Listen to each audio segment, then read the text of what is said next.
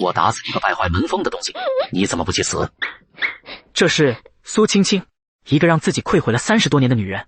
苏青青一家原本在县城里，10年前因为动荡才来到了小石村。苏青青一直被母亲照顾，所以两人有着不错的友谊，可以说是忘年交的姐妹。苏青青高中毕业后就回村做了小学老师。那是1982年8月，母亲带着自己去闺蜜苏青青家做客，没想到我喝醉了酒，不知道怎么就和苏青青睡在了一起。当第二天醒来时，我却不敢承担责任，逃离几月后归来，只看到西山上多出来的一座新坟。原来事后不久，青青查出怀有身孕后跳河自尽，一尸两命，父母也因此彻底和我断绝了关系。而我一辈子活在忏悔之中，却始终忘不了那个被伤害过的女孩。别打了，别打了，你个兔崽子，还不给我滚下来！儿子和自己的闺蜜睡在了一起，萧素梅只觉得自己的脸都要丢尽了，一股火辣辣的疼痛感袭遍全身。许向前脑海中反而清明了不少。前世就是因为自己胆小，才害得苏青青惨死。如今老天再给一次机会，我怎么可能再让悲剧重现？别打了，别打了！一边的萧素梅连忙上来劝阻，看着儿子背后狰狞的伤痕，颇感心疼。儿子做的再不对，也是自己的孩子，还不快滚出去！青青，都是姐不好，是姐管教不严。没姐。许向前忍着疼痛站起来，苏国庆看着许向前不紧不慢的动作，更来气。小王八蛋，你败坏了我女儿的名声，你还想走？你也可以打死我。说得好，我打死你个混蛋玩意！但是你还有啥说的？许向前看向大门，此时已经站着不少人，而且越来越多。等我一下。这混小子，知道跑就好，不然在盛怒的苏国庆这里，今天就是不被打死也得脱层皮。他要是敢跑，我就是追到县城也打断他的腿。萧素梅自知理亏，就没再吭声，只是安慰着怀中的苏青青。走出大门，许向前顺手抄了一把靠在墙边的锄头。各位要不要进来看？苏青青是我对象，有什么问题吗？听到许向前的话，众人顿时哄笑一声。许家的二小子，你没病吧？就你这混吃混喝的熊样，苏青青会跟你搞对象？吹牛都不打草稿，还有脸说你们这种奸夫淫妇放在几十年前就得进猪笼。七嘴八舌的嘲讽如同开会一样沸腾起来，所有人都被许向前这一锄头吓得噤若寒蝉。都给老子滚蛋！谁他妈还敢在背后嚼舌根？以后有你们的好日子过。众人这才想起来，许向前本来就是个不学无术的二流子，这要是惹了他，不被报复才怪。大家立刻鸟尽于散。眼看众人推推搡搡的离开，许向前才哼了一声，转身进了屋。你还有啥话说吧。苏国庆对许向前的做法有些赞同，男人们该硬气的时候就得硬气点。许向前没有回答，而是对苏青青柔声问道：你怎么样？苏青青脸上一片惨色，心里的绝望愈来愈浓。还能怎么样？自己和一个名义上的晚辈睡在了一起，让父母蒙羞，让邻里指点，一向心气高的自己哪里还有脸活下去？除了死，自己还有别的路吗？你愿意嫁给我吗？此话一出，屋里面的几个人都愣了一下，就连萧素梅都忍不住再次打量一遍许向前。这还是自己那个胆小懦弱的儿子吗？你再说一遍。就这么个姥姥不疼舅舅不爱的德行，能说出这种话？儿子，你这是长大了，还是又憋着什么坏主意呢？也怪自己以前太混蛋，连亲妈都不相信。我说我要娶她，上一世欠的债，那就这辈子还，不管有什么困难，我都有这个决心和信念踏过。苏青青美眸瞪大，有些不敢置信地看着许向前。都是一个村的，还是好闺蜜的儿子，她哪里不知道许向前的德行？就凭你小子也想娶我女儿，真是癞蛤蟆想吃天鹅肉，也不看看你是哪根葱，你配吗？苏叔，事已至此，您无论是打我还是骂我，我都受着。只是这件事最大的受害者是青青，如果我不娶她，接下来会发生什么？以您的阅历，应该比我这个晚辈更清楚。难道您真想逼死她吗？听到许向前的话，苏青青泪如雨下。许向前的话戳中了她的内心，自己又何尝不想活着？可是父亲的愤怒，外人的闲言碎语，岂不都是在把他往绝路上逼？你最好说的是正经话，不然别说你苏叔叔，就是我和你爹也饶不了你。许向前连忙陪笑。苏国庆这个时候气已经消了不少。还不是你小子干的，你说的都有道理，但是你凭啥娶我女儿？你20多岁的人了，还成天混吃混喝不干正事。你家穷的连身好衣服都没有，就算你想娶，老子还不肯嫁女儿呢。嗨嗨，那个我说亲家，你放心，我是认定青青做儿媳妇了，肯定对她100个好。我们家老二虽然以前混账了点，但现在不是好了吗？我可没说肯定嫁，看这小混蛋的表现吧。费了这么多口舌，总算是阻止了悲剧发生。苏青青，你不用担心，有我在，谁也不敢欺负你。好险，差点就叫成了苏爷。你真的愿意娶我吗？苏青青本就已经绝望，可这个小男人却在绝望之中硬生生的给自己送来了希望，让自己有种不真实的感觉。闻言，许向前脸色立刻严肃起来，一手抓起苏青青的手，目光中透着诚挚。走，我们现在就去公社登记。登什么记？你先赚够钱再说吧。什么都没有就想娶我女儿，你想得美。苏叔，你有什么要求，我照办就是。想要娶我女儿，婚礼必须得办，3转1项必须有，还有你家那破房子，住牲口都嫌漏风，必须盖个新的。另外娶我女儿还得有彩礼，不能少于3，不能少于50块，还有酒席，不能少于30桌，每桌都得有4个肉菜，2瓶酒。总之别人有的，我女儿结婚也必须要有。少了这些甭想我答应，我苏国庆丢不起这个人。好，我答应你。还没完，你得用多长时间？可别跟我说3年5年，到那时候我闺女都老了。半年不，2个月，2个月的时间，我赚够钱，风风光光的办婚礼。2个月，你去偷还是去抢？许向前是个不学无术的街溜子，上一世意外喝醉酒，居然和老娘的闺蜜滚了床单。第二天醒来，不敢承担责任，害得苏青青惨死。重活一世，他大胆地喊出憋了30几年的豪言壮语：苏青青，你愿意嫁给我吗？众人被许向前的话吓得不轻，其中苏国庆反应最大，一顿极限拉扯。许向前承诺赚够聘礼，2月后来娶苏青青。短暂的达成了共识，许向前便自己回了家。刚到家门口，就看到小妹坐在门槛上啃着一个半生不熟的土豆。小然，土豆都没烤熟，怎么就吃呢？吃完会拉肚子的。闻言，小姑娘眼泪吧嗒吧嗒的就往下掉。二哥，我饿。看着妹妹手中的土豆，许向前眉头一挑，想到了一个赚钱的方法。小然，二哥给你做好吃的好不好？好呀。说干就干，许向前把家里仅有的半袋土豆拿出来，切成薄薄的片，放在太阳底下把水分晒干，又找来家里为数不多的孜然、苏子叶、胡椒、粗盐，纷纷磨成粉。一顿操作，足足忙活了1下午，炸出4大盆的薯片。这么多，足够几百个人吃了。小然，快来尝尝。早就等得望眼欲穿的许然蹦蹦跳跳的跑过来，接过薯片就往嘴里塞。好吃好吃，二哥我还要吃。好，今天吃到饱。看着妹妹吃得满手是油，许向前不禁一笑，随后又端了一盆来到苏家，看到苏青青的母亲也在，许向前连忙把薯片端过去让大家品尝。还挺好吃的，这是你买的？是我做的。您看这东西要是拿到县城里卖的话，会不会有人买？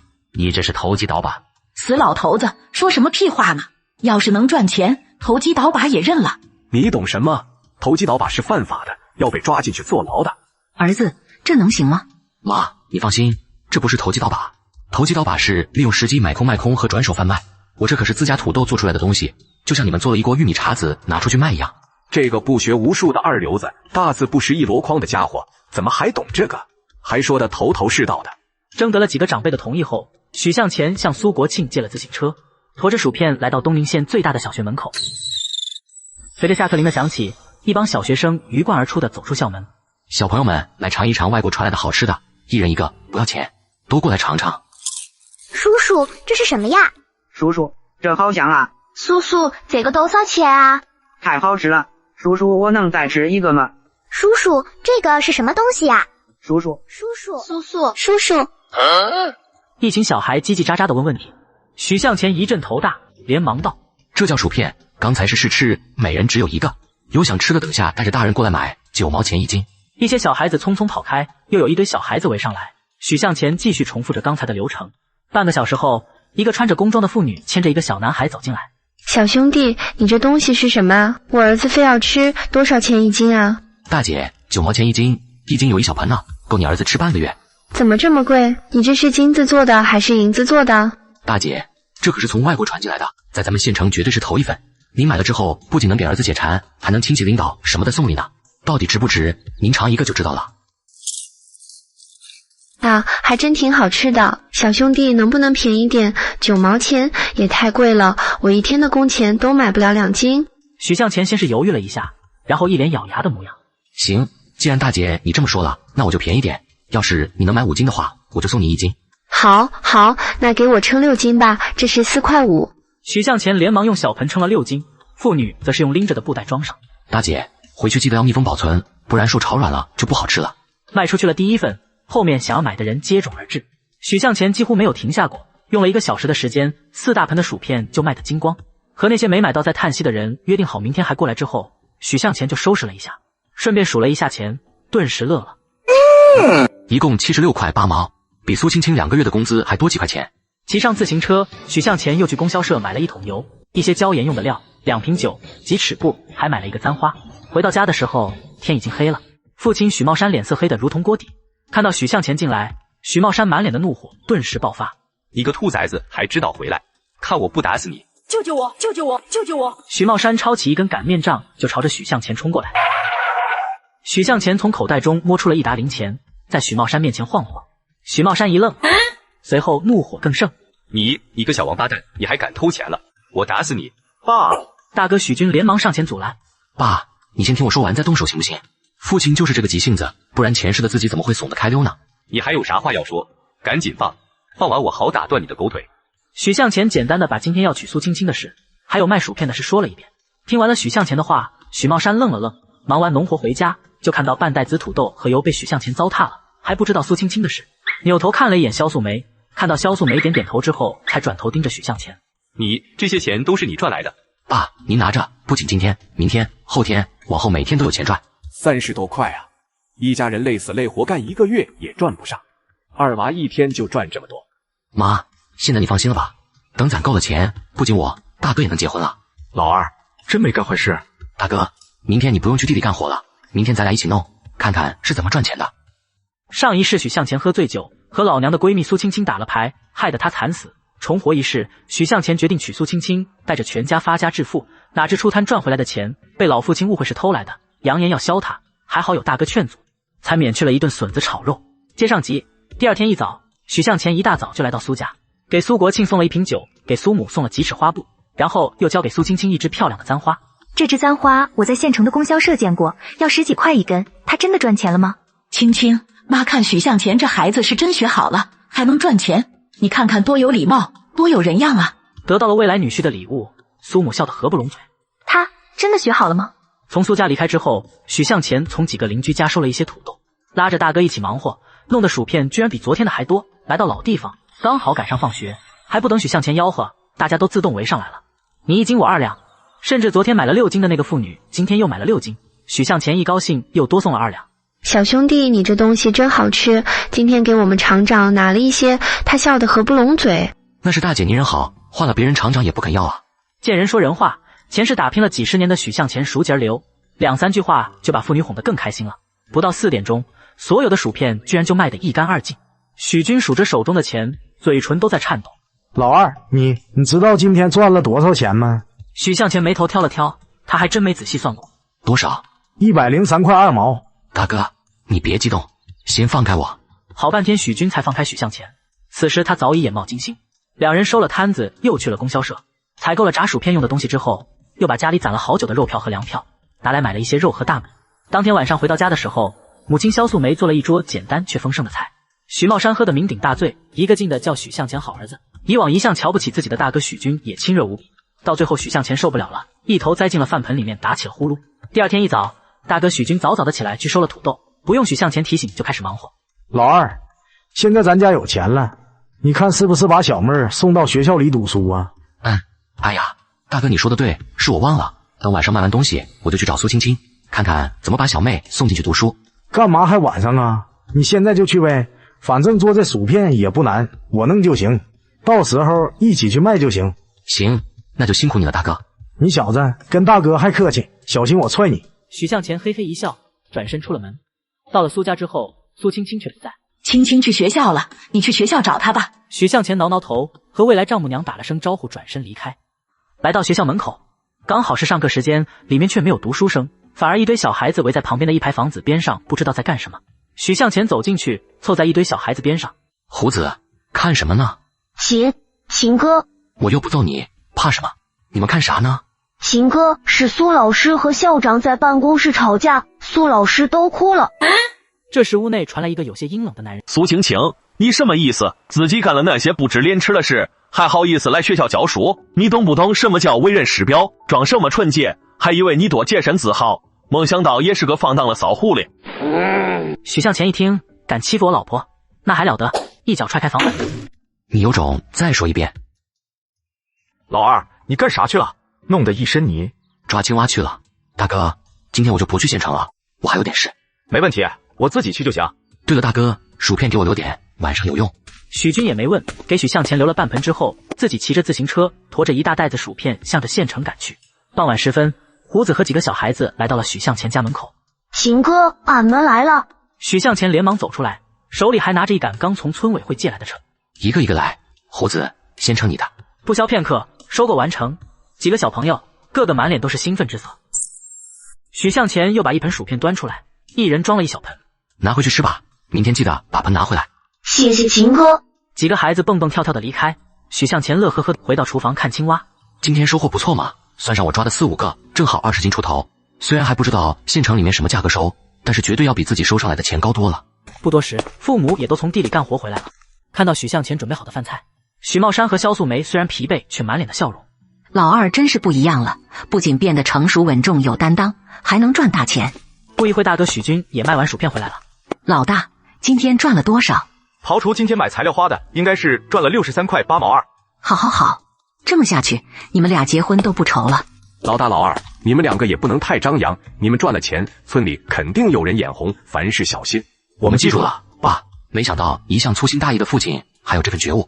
一家人吃过晚饭，都美滋滋的去睡觉了。第二天，许向前背着青蛙来到了县城规格最高的饭店东明大酒店，想要在里面吃一顿饭，动辄几十元，甚至上百元，位置更是难定，甚至要托关系才能订到，无关乎好吃与否，更多的是一种是身份的象征。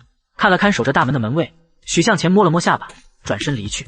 许向前扭头钻进了一个胡同，按照记忆来到一个门口，伸手在门上有节奏的敲着。紧接着门打开，一个相貌普通的青年警惕地打量了许向前一眼，皱起眉头。干什么的？熟人介绍的，给我拿2包烟。闻言，青年脸上的警惕顿时消散了不少，却还是问道：谁介绍的？杨三儿。原来是杨三儿介绍的，那没问题了。你要啥烟？2包人民大会堂。人民大会堂1块2一包，你确定？许向前点点头。这个年代的香烟大多都在8、9分钱到2毛钱之间，这是普通的香烟，贵一些的3、4毛。而人民大会堂这款香烟，普通人可抽不起，甚至想买都没地方买。大生产2毛钱一包，找你2毛钱，再送你1盒火柴，兄弟以后常来啊。许向前穿上烟，再次来到酒店门口。站住！干什么的？许向前呵呵一笑，从兜里摸出烟来，递给门卫一根。老哥，抽根烟。眼看许向前这么上道，门卫态度一下子就和善起来。哟，大生产啊！老弟，你有啥事啊？我找曲经理。找曲经理？你是来卖山货的吧？他怎么知道？现在的门卫眼神都这么厉害了吗？老弟，别说我不照顾你，我们酒店可不收那些普通的东西，我要是放你进去肯定被骂，你还是走吧。老哥，帮忙，我这青蛙可是好东西，要是能收的话，我肯定会经常来。许向前一语双关的说道。行吧，不过你可不能跟别人说是我放你进去的，你从后门进去，曲经理的办公室在2楼左转最里面。多谢老哥。许向前拿着青蛙来到了酒店后门，登上了2楼，走到左边尽头的房间，正要敲门，这时里面却传出不可描述的声音。20为人的许向前自然知道是什么意思。想到这里，许向前略微后退几步，然后故意把走路的声音踩得很近。走到门口的时候，里面的声音果然消失了。进来，你谁啊？干什么的？曲经理，我报告完了，先出去了。许向前连忙递上烟，曲高明看了看放在桌上的人民大会堂，没有动。你有啥事？我叫许向前，安宁乡小石村人，曲经理，不知道贵酒店收不收青蛙？你应该去找酒店的厨房，来我这干什么？曲经理，实不相瞒，我这里的青蛙不在少数，1个月至少可以给你提供2000斤，还有不好收的一些山货，例如袍子之类的。此话一出，许向前分明看到曲高明眼神一亮，身体也微微坐直。我凭什么相信你？上集说到，许向前背着青蛙找曲经理探路，没想到曲经理当真对山货感兴趣，只是不太相信许向前。曲经理，有句话叫做站得高望得远，你自己思量，我既然来找你，肯定也希望能寻求长久的合作，况且这件事泄露出去，对我又有什么好处呢？许向前语气诚挚地说道。和曲高明这种精明的人谈合作，不能只说眼前的利益，只有长久的利益才能打动他的内心。果然，曲高明沉默起来，好半晌，曲高明才问道：你是小石村的人，你们村主任是谁？李春明，个子不高，50多岁，嘴角有颗痣。你这青蛙怎么卖的？2块钱1斤，1个礼拜我给你送来500斤，一直到2个月之后的冬天，那时候我再给你送其他的东西。曲高明沉思片刻，拿起桌上的座机打了个电话。不一会儿，一个胖子走进来。老王，以后这位兄弟送过来的青蛙你收下，2块钱1斤，当场结算。是，曲哥。青蛙一共卖了132块钱，另外1包烟也塞给了王胖子。最主要的是和曲高明达成了合作，就等于日后有源源不断的钱进账。许向前拿着钱直接来到造纸厂购销处，50块钱一次购买了1000个纸袋子，全部用麻袋放在自行车后面，晃晃悠悠的回了家。到家的时候已经是下午，大哥许军已经装好了薯片。大哥，以后卖薯片就用这个纸袋子给别人装，这样会方便不少。这几天卖薯片，许军经常会碰到那种没有带盆或者袋子的，最后无奈之下只能不买。现在有了袋子，那可就方便多了。好，你也忙了一天了，今天还是我自己去吧。许向前点点头，帮大哥一起把薯片放在自行车上，看着大哥出了门。今天是周日，小妹许然也没上学，不知道跑去哪里玩去了。许向前想着有2天没看到苏青青了，于是拿了一点肉和大米来到苏家。青青他二叔的儿子结婚，跟他爹去县城了，得明天才能回来。既然苏青青不在家，许向前也只好作罢，陪着未来丈母娘说了一会儿话，就回了家。到家的时候，父母已经回来了。老二，你妹妹呢？怎么还没回来？不知道啊，大哥说小妹下午就出去玩了，不知道去哪了，我出去瞅瞅吧。许向前匆匆出了门，问了几个邻居，都说没见到小妹。许向前心里忍不住咯噔一下，小妹不会出事吧？许向前心里忍不住忧虑起来，又找了一圈，还是没有妹妹的消息。许向前心里越发的慌乱，连忙回到家告诉了父母。这孩子能跑哪去啊？快去找找。这个时候大哥许军也回来了，4个人连忙分散开寻找。就在这时，一个住在村边的老太太告诉许向前，下午好像看见一个没见过的女娃，跟你家小妹说了啥，然后他们就往学校的方向走了。坏了，不会是人贩子吧？要知道老太太在村子住了几10年，村里老的小的就没有不认识的。前世的时候，这个年代的人贩子可是很多的，要是妹妹被拐了，母亲怕是要哭死。小石村的爷们来10个壮的，每人5块，跟我去找人。闻言立刻就有10个30、40岁的男人出来，跟着许向前向着东边走去。一路上许向前沉着脸，安排众人四散开到两边的树林和地里面寻找，最终在学校门口汇合。足足走了2个多小时，众人在学校门口汇合，却仍旧没找到许然。今天学校不是放假了吗？怎么还有灯亮着？闻言，许向前连忙转头，果然看到学校旁边那一排教师办公室的一间灯亮着。走，去看看。许向前招呼一声，10来个人匆匆跑向教师办公室。许向前上前一脚踹开门，看到里面的场景，顿时一愣。妹妹许然坐在桌子前面，正写着什么东西，另一边则是坐着一个双10年华的女子。你们是谁？要干什么？许向前沉着脸走到许然面前。二哥，看到妹妹可怜巴巴的样子，许向前也不忍心再训她，无奈的说道：“这都几点了，怎么不回家？爸妈多着急啊！”你是许然的哥哥，你别怪许然，是我让他带我来学校的。我是新来的老师，我叫童磊，实在是不好意思，给你添麻烦了。童磊有些歉然的说道。他今天刚分配过来，到了小石村正好看到许然，问路之下，许然热情的带着他来到学校教室。童磊一高兴就送给了许然一些糖果，还给他讲了许多的故事，不知不觉就晚了。童老师，那你住在哪里？我就在这里休息一晚，明天再去村委会找李书记安排。许向前略一沉吟，然后说道：“童老师，我看这样吧，我先帮你找个地方休息一夜，你一个人住在这里太不安全了。明天正好我也找李书记有事，我带你一起去。这方便吗？没什么不方便的，人民教师也应该受到优待。那好吧，那就麻烦你了。”许向前摆摆手，一手牵着妹妹许然，带着童磊还有10个汉子回了村子。萧素梅看到女儿回来，一下子就抱住了她，又是哭又是训斥的。好在许向前在旁边帮着说话，萧素梅这才没再发火，带着许然回了家。许向前则是带着童磊来到苏家，和苏母说了一声，让童磊暂时在苏家休息一夜。苏母听说童磊是刚来的老师，而且以后就和女儿苏青青是同事，自然很欢迎。第2天早上，许向前来到苏家，正好看到童磊准备出门。童老师，一起去李书记家吧。那就麻烦你了，许大哥。来到李春明家，李春明刚刚吃过早饭，正拿着村委的文件在翻看，看到许向前和童磊进来，忍不住愣了一下。许向前，这是李叔，这是县城刚下来的童磊老师，昨天刚到咱们村，今天是来找你帮忙分个房子住，安排一下生活之类的。李书记你好，这是我的介绍信。原来是童老师。李春明接过介绍信看了看。这样吧，那个苏国庆家旁边那户正好空着，房子还是5年前盖的，还不错，就安排童老师住在那儿吧。至于吃饭就着落在苏国庆身上，正好苏青青也是老师，你们走动起来也方便，伙食费由村里供给。李春明熟练的安排，童磊连声感谢后离开。许向前，你还有事？许向前嘿嘿一笑，从兜里摸出2包人民大会堂递给李春明。哟，人民大会堂，说吧，你小子又是烟又是酒的，有啥要事要办的？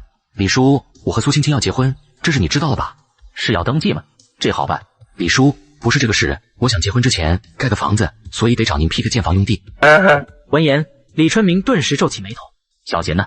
这事不太好办呢。怎么说？今年上面刚发下来文件，咱们农村自建房不仅要报建，还要经过村民会议讨论后通过才行。毕竟盖房占用的是集体的资源，这审批程序到时候是要给上面交材料的。不，李叔，你误会了，我不是要在别的地方盖房子，而是把我家的房子推倒重盖，这样的话就没问题了吧？那这样就简单多了，我给你弄个危房的证明，这样就能直接批准了。行，那多谢李叔了，改天到家里喝酒。李春明当场就给开了批准书。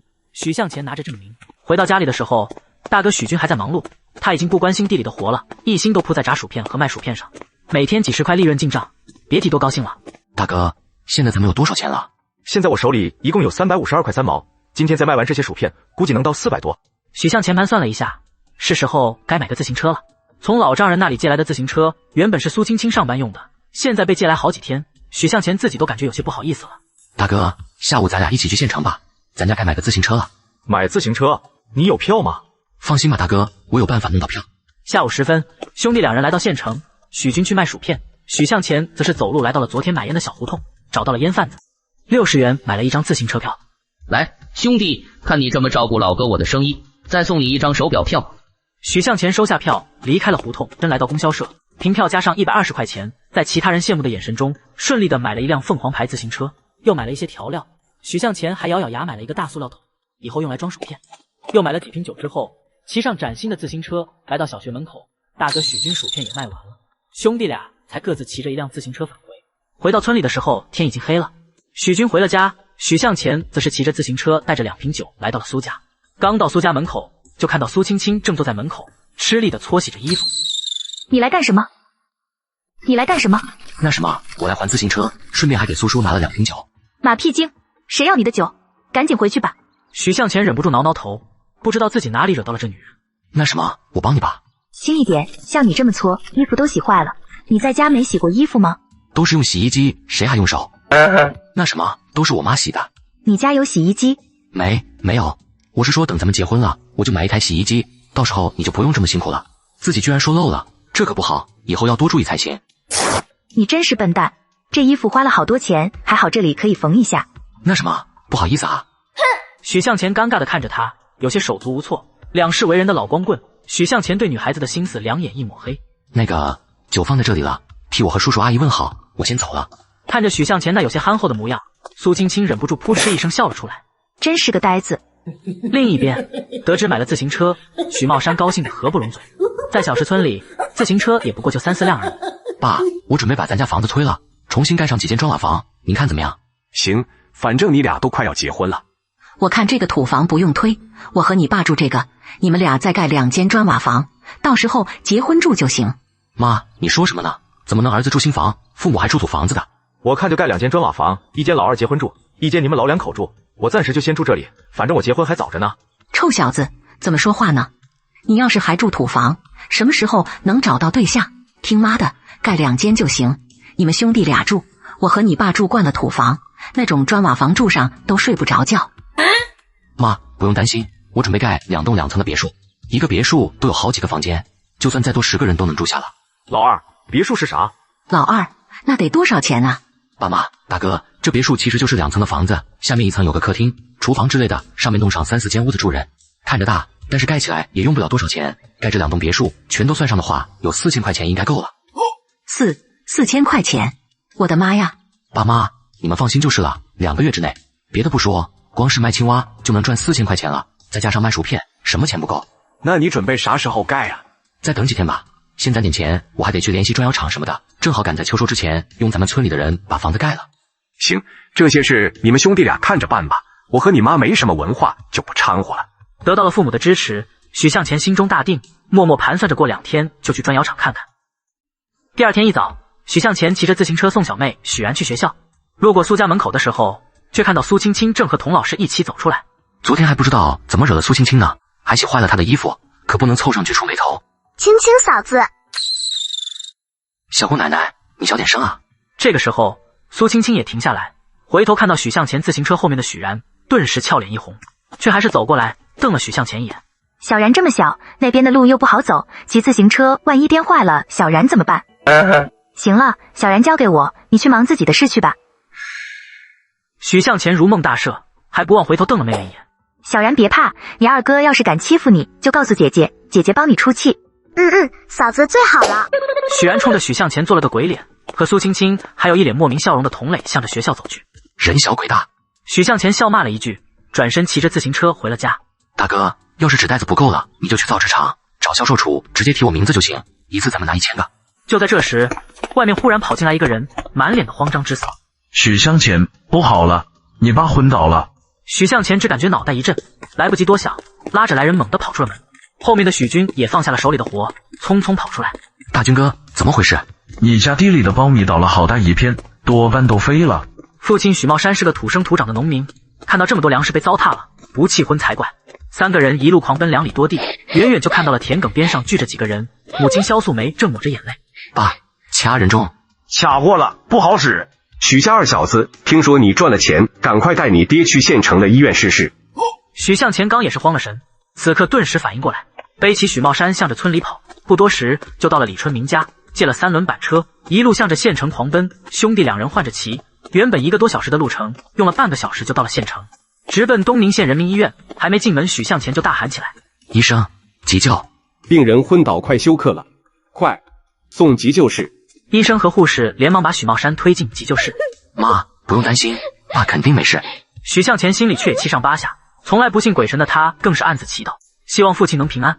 时间不久，急救室的门打开。医生，我爸怎么样？病人已经平安了，但情况有些不理想。我爸还有什么问题吗？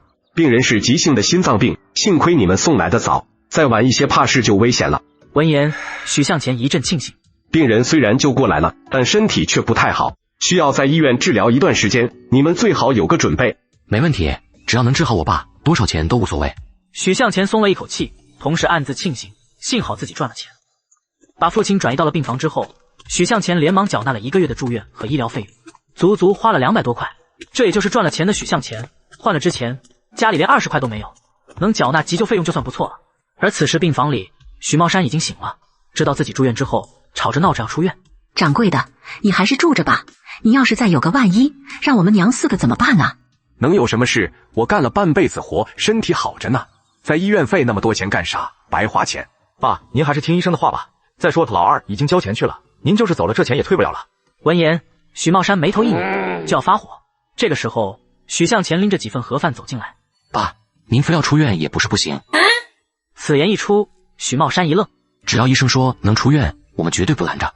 许茂山张张嘴，刚才医生还说自己至少得住院1个月呢，怎么可能同意他出院？再说了，爸，儿子给您花钱，这是应该的，您也不用心疼，赚得多钱都没有爹好妈好亲人好，您说是不是？就当给我们孝敬你的机会，让村里那些人看看。果然，听到许向前的话，许茂山就不说话了。父亲之所以不愿住院，就是怕花钱，还有那性子里面的倔脾气，吃软不吃硬。父亲住院，生意却不能停，大家一番商量，最后决定母亲留在医院照顾父亲。许向前又偷偷塞了个红包给护士，说了几句好话，哄得小护士笑逐颜开。行，你放心吧，病人在这里肯定不会受委屈的。安排妥当，兄弟俩骑上板车，匆匆赶回村子。今天这一单个几乎是一整天，制作薯片已经来不及了，怎么弄呢？许向前皱着眉头一顿思量，顿时有了主意，招呼大哥一起把剩下的土豆快速切成了条，然后下锅油炸。很快，硬邦邦的土豆条就被炸成了松软的薯条。现在没有番茄酱，许向前只好拿糖和醋调了一点汁。大哥，尝一尝这个薯条，看看味道怎么样？这能行吗？不就是炸土豆吗？味道还不错，不过没有薯片好吃。没办法，准备也不充分，今天就拿这个去卖吧。薯条比薯片重，就按2毛钱1斤卖吧。许军点点头，装好了薯条，自己骑着车去了县城。许向前坐在桌子前面，目光陡然凌厉起来。之前急于救父亲，没来得及想，现在想起这件事就透着古怪。苞米基本已经长成，再过2个月就是秋收的时候，就算是刮上一阵6、7级的风都吹不到，怎么可能这么容易就到一大片？显然是有人故意搞破坏，最有可能的就是王建书指使的，当然也不排除有人眼红，羡慕嫉妒恨之下暗中使坏。要不先把王建书收拾掉？做了决定，许向前拿出纸笔洋洋洒洒的写了一封举报信。这些东西足够让王建书去牢里面踩缝纫机了，剩下那些足以让他吃花生米的，则是要留到明年7月份再递上去，让王建书去地狱里面作威作福吧。把举报书贴身放好，又摸了摸兜里的钱，许向前忍不住有些发愁。得想办法赚钱呀，狡兔还有3窟呢，这赚钱的路子才2个，根本不够啊。最好赚的是女人和小孩的钱，村里的女人，农村妇女又有几个舍得花钱打扮自己的？至于孩子，许向前眉头一挑，嘴角忍不住露出一丝笑容。后世可是有一种课程非常赚钱，英语培训。从1978年开始，英语就被列为高考的考试科目，这也掀起了一股英语学习的热潮。不过这件事还得找苏青青帮忙才行。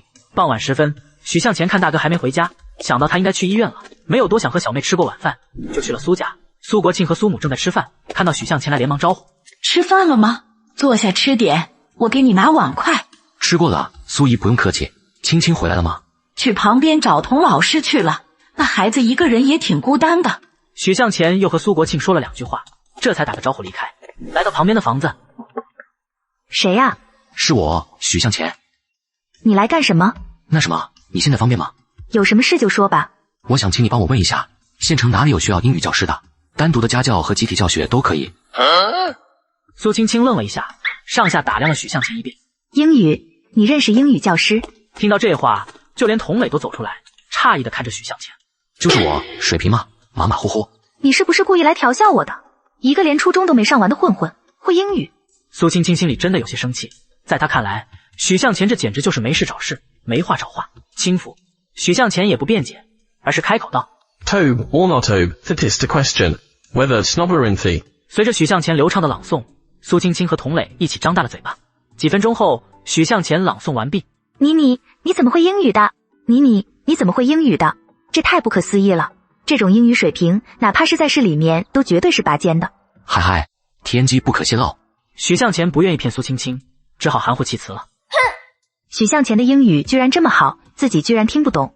许大哥，你的英语真的很厉害。我在大学的时候见过一个外国人，我觉得你和他交流都没问题了。当然没问题，前世自己做国际贸易，经常出国，没少和外国人打交道，英语自然滚瓜烂熟。你要做英语老师的话，我倒是想到一个去处。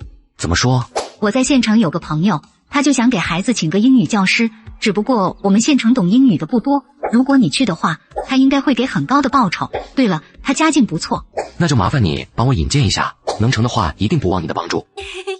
许大哥太客气了，这是他们家地址和介绍信，什么时候你有时间直接过去就行。他大概是小学放学的时间下班。谢谢你，童老师。童磊笑笑没有说话。这个时候，旁边的苏青青忽然凶巴巴的开口道：“完事就赶紧回去吧，我们要休息了。”苏青青话语中透出一股她自己都没察觉到的酸意。那什么，明天见，拜拜。许向前一脸莫名其妙，打了个招呼，摸不着头脑的离开。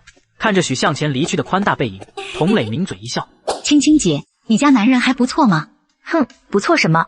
笨手笨脚的，一点都不好。”这话也就是苏青青自己说，我要是附和的话，苏青青绝对会翻脸。第二天，兄弟2人共骑一辆自行车，向着县城赶去。许向前忍受着土路上坑坑洼洼的颠簸，对大哥说道：“大哥，过2天再去供销社买一辆板车吧，用那个拉货也方便一些。”“还用去啥供销社啊？直接把李春明家那辆买来不就好了？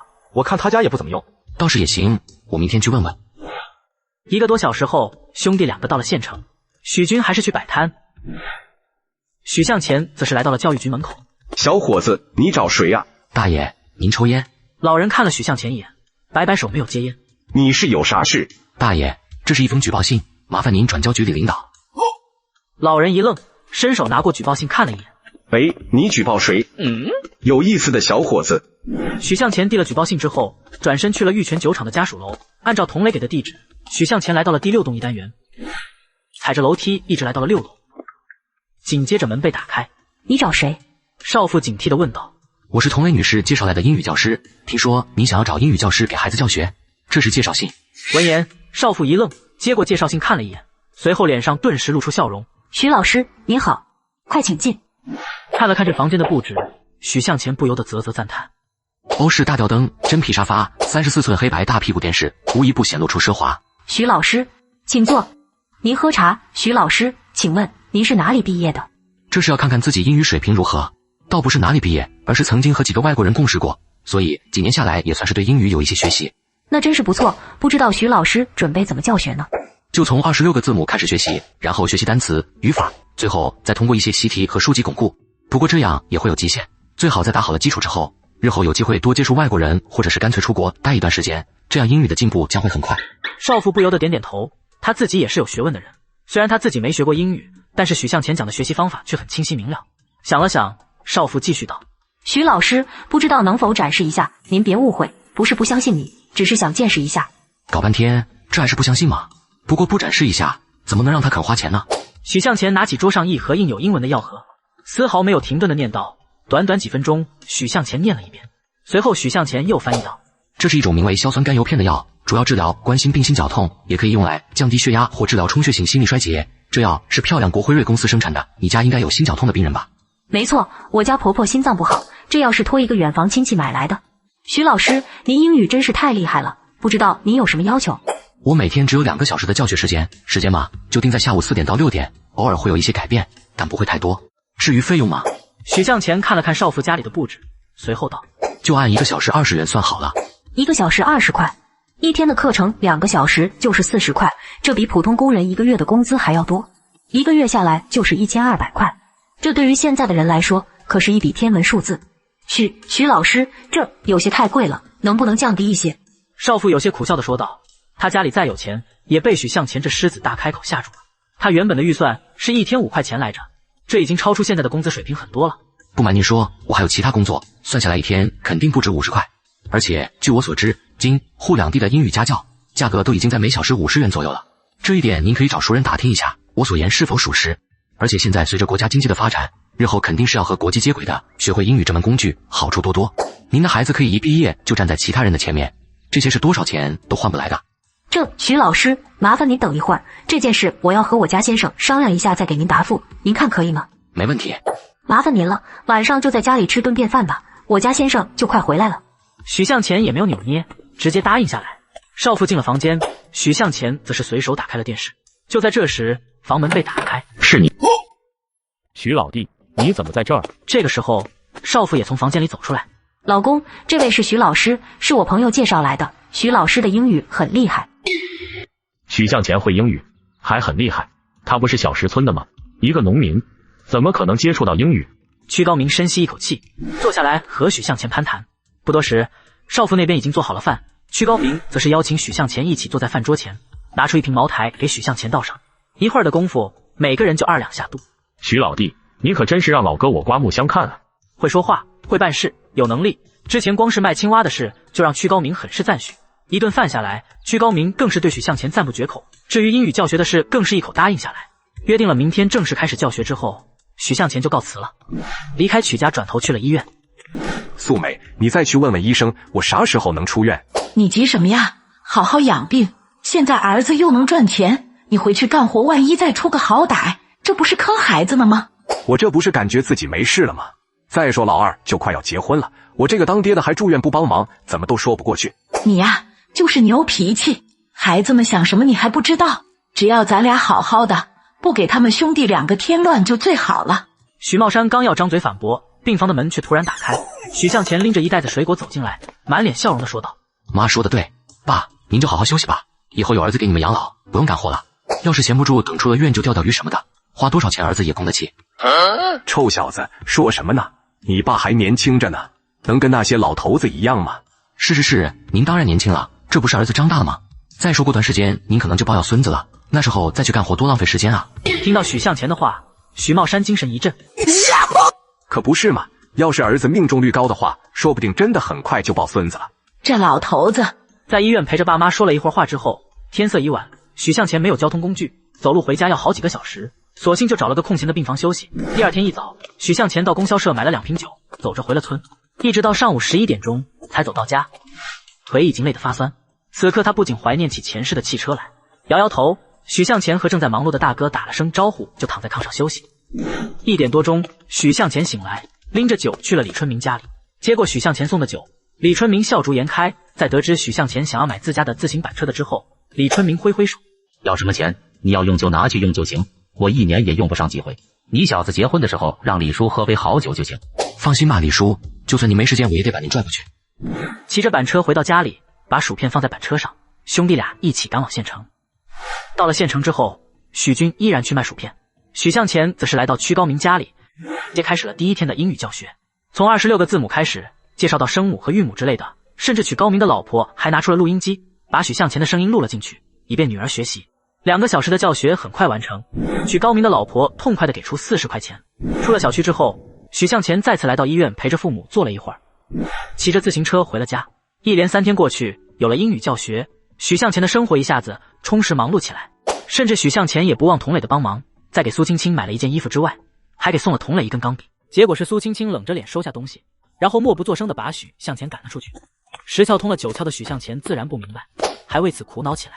女人呐，女人！就在这时，大哥许军却突然沉着脸走进来。不好了，老二，土豆收不到了。怎么回事？昨天村里突然来人，把全村的土豆收走了很多，比咱们收的价格还高了1分钱呢。我们俩收土豆是6分钱1斤，这已经算是很高的价格了。没想到还有人能花7分钱1斤收，还收了这么多。全村的土豆收下来一半也有好几千斤呢。大哥，去别的村收。也不行，别的村好像也都被收光了。现在大家留的也都是自己吃的，根本不够的咱们用的。这么大的需求量可能是工厂收的，我去厂里看看。大哥，你把青蛙送去东宁酒店找王胖子。许向前来到面粉厂，就看到右边的仓库大门里面堆着成吨成吨的土豆，还有大卡车不断的向往厂里运送。还真让我猜对了。许向前看了看左边的楼房，上面还挂着面粉厂单位的牌子，于是直接走了过去。刚要推开门，里面却走出来一个人，两个人差点撞到一起。你没事吧？徐老师。吴女士，你在这里是？吴女士，你在这里是？我在这里工作，你来这里是？许向前目光顿时一亮，赶紧把自己想要从面粉厂购买土豆的事说了一遍。吴女士，你们面粉厂收土豆，是不是要制作土豆淀粉啊？许向前是怎么知道的？这可是厂子里高层才知道的事，难道许向前还和厂里的人有联系？徐老师，你需要多少土豆啊？几十斤的话我可以做主，你直接拿走就行，不会有人管的。吴小丽在厂里也是一个主任级别的管理者，所以她也大概知道这一次是个对外贸易，上面要制作一批精致的土豆淀粉出口。整个东明县的土豆几乎是收了1多半上来，这么庞大的量送给许向前几十上百斤完全不是问题。吴女士，我需要至少1吨土豆才够用，如果可以的话，我愿意以高出你们成本3分钱的价格收购。哪里？吴小丽顿时摇头，1吨土豆，这可不是她能决定的。这样吧，徐老师，我带你去见我们厂长，他如果同意的话就没问题。那就多谢了。能有吴小丽引荐，明显比自己闷头闯好多了，毕竟不是每个人都像屈高明那样好说话。吴小丽带着许向前来到3楼，在一间办公室的门口停下后敲了敲门。进来。是小吴啊，什么事？厂长，是这样，这位是我一位朋友许向前，他想要从咱们厂收购1吨土豆，这件事还需要向您请示。徐老师，这是我们厂长张万和。小伙子，你要1吨土豆做什么？商业机密，请恕我不能奉告。小伙子，这些土豆我们厂子有大用，恐怕不能卖给你。张万和看了看吴小丽，略一沉吟，开口道：这样吧，小吴，你让仓库把最早那一批实验剩下来的土豆，大约有300斤左右，送给这个小伙子吧。反正那一批也是要处理的。吴小丽点点头，她知道张万和这么做已经是很给她面子了，换了别人怕是连办公室门都不会让进。给许向前递了个眼色，示意许向前离开。许向前却忽然笑了笑：张厂长，你们工厂制作淀粉遇到难题了吧？张万和脸色一沉，目光凌厉地盯向许向前。这都是厂子的机密，他怎么知道？难道是吴小丽？不，吴小丽不是管技术的，这件事也只有2个负责研制淀粉的老师傅知道。小伙子，你想说什么？这个小伙子刚进来的时候还不是很适应，短短的时间内就好似融入了环境中，在和自己说话的时候也没有过半点不适，不简单啊。张厂长，方便借一下纸笔吗？许向前拿起纸笔，刷刷刷的快速写了一堆东西，随后推到了张万和的面前。张万和只看了一眼，就有些震惊的看着许向前。这是淀粉的制作流程。在国外目前已经有了成熟的工业体系，自动化生产土豆淀粉，无论是工艺还是品质都要比我们制作的高出很多。我的这个制作流程实际上也是国外自动化制作的拆分流程，毕竟你们面粉厂没有专业的生产设备。面粉厂确实在研发上还没有突破，上面给的期限就快到了，厂里还没有拿出一套可行的方法来，正为此发愁，没想到许向前就送来了方法。看上面的流程和工艺的介绍，很明显要专业得多。小吴，你马上通知仓库拿出1吨土豆，安排人送到许向前同志指定的地方。吴小丽神色古怪的点点头，随后走出办公室。许向前同志，咱们再聊聊。张万和的态度一下子热情了不少，两人足足聊了2个多小时，婉拒了张万和邀请他吃饭的提议。许向前只要求明天让工厂派个卡车把土豆送到小石村就离开了。至于土豆淀粉的工艺流程，对许向前来说1毛钱也不值，拿出来也是为了1吨土豆而已。不过能够和张万和有了联系，对许向前来说倒是好事，万一日后有用得到的地方呢？跟着吴小丽回了家，给他的女儿补习了2个小时的英语之后，拒绝了屈高明吃饭的邀请。许向前惦念着父母，直奔医院而去。来到医院，父亲许茂山的身体已经好了很多，几天不干活，浑身闲得发痒，怎么都不愿意在医院住了。许向前无奈，只能找到医生商量了一下。病人身体倒是没什么大毛病了，出院也行，不过还得继续吃药，最好不要干重活，更不能再生气。许向前答应下来，办理了出院手续。正好大哥许军也在，拉着爸妈，顺便到供销社买了一些东西就回了家。到家的时候已经是将近6点了。这个时候，胡子和几个孩子也来到门口，一人提了不少青蛙。秦哥，咱们村周围的青蛙好像不多了，俺爸俺妈有空都去远的地方抓青蛙去了。抓那么多青蛙，你还收吗？现在村里好多人都在抓青蛙，几乎每天都有人送青蛙过来。今天大哥刚把大半缸的青蛙送到县城，过不了3天，缸就又要满了。收，有多少收多少。嘿嘿，秦哥，我爸还怕你一下子收不了太多，我家里还有好几斤呢。许向前笑了笑，给几个孩子都结了账，然后从兜里摸出一把麦芽糖，每个人分了几块。几个孩子吃着糖，蹦蹦跳跳的离开了。就在这个时候，许向前忽然看到不远处苏国庆正背着手，脸色有些怪异的走过来。苏叔，您这是要去哪？我来找你。自己最近是什么地方做的不对，惹了苏国庆吗？你小子准备好了没有？苏叔，您放心，我都准备好了，过几天就建新房子，其他的东西也都陆续操办，肯定不会耽误婚礼的。小子，谁问你这个了？小子，你要当爹了？自己要当爹了？苏青青当真怀孕了？许向前忽然大哭起来，他想到了前世苏青青一尸两命之后，让他痛苦愧悔了几十年，无日无夜的那种折磨。他此刻心里充斥着3分心酸，3分喜悦，3分不敢置信，还有1分恐惧。他害怕这是一个梦，害怕下一刻就醒过来，再次回到那个让他痛苦的现实里面。发什么疯呢？赶紧找你爹妈，跟我走！许向前被踹得一屁股坐在地上，这才缓过神来。这老头！许向前龇牙咧嘴的站起来，拍拍屁股走进家门。和父母说了苏青青怀孕的消息之后，一家子都沸腾了。不多10几人就来到了苏家。屋内，许向前目光紧紧盯着苏青青的小腹，不时咧嘴傻笑。苏青青俏脸通红，偶尔狠狠瞪许向前一眼。这才10几天的时间，怎么自己就要当妈了呢？我和青青爸的意思还是让这俩孩子尽快结婚。那是当然，亲家放心，我家小子也说了，过2天就要开始盖房子，2个月之内就结婚。青青，你该叫我什么呀？苏青青俏脸顿时红得如同要滴血。就在10几天之前，还是叫梅姐来着，没想到转眼间往日的好大姐就成了自己未来的婆婆。苏青青羞得几乎都要找个地缝钻进去了。现在她要是再叫一声梅姐，怕是要被笑话死了，又不好意思叫妈，只能低着头不开口。看到苏青青这样子，萧素梅也不忍再让未来儿媳妇难为情，连忙道：亲家，我看这段时间青青就不要出门了，好好在家里养着。不行，学校里面还有那么多学生呢，要是现在就不去上课，那些学生怎么办？丫头，你现在是双身子，不能累着。嗨，亲家母说的对，青青啊，你就别发脾气了，听话。许茂山和苏母也纷纷开口，不同意苏青青再去上班。苏青青又是焦急又是无可奈何。就在这时，一边的许向前忽然开口道：爸妈，苏叔婶，我看怀孕前面2个月应该没什么事，再说现在就让青青在家里待着，她肯定也不舒服。看到几人想刀他的眼神，许向前顿时知道他们误会了，连忙道：我不是不心疼青青，只是这件事可以慢慢来嘛，现在就禁足确实对身体也不是很好，只要不劳累还是没问题的。听到许向前的话，苏青青忍不住朝他投去一抹感激的目光，随后又忍不住再瞪了许向前一眼。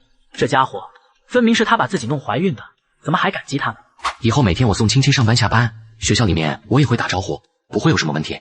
既然苏青青怀孕了，自己就要尽量做到最好，不仅是弥补自己的遗憾，更重要是照顾苏青青的感受。大不了自己每天多拿出一点时间陪一陪苏青青，不让她累到也就是了。当然再过2个月，就算是苏青青不想在家里待着，那也得待着了。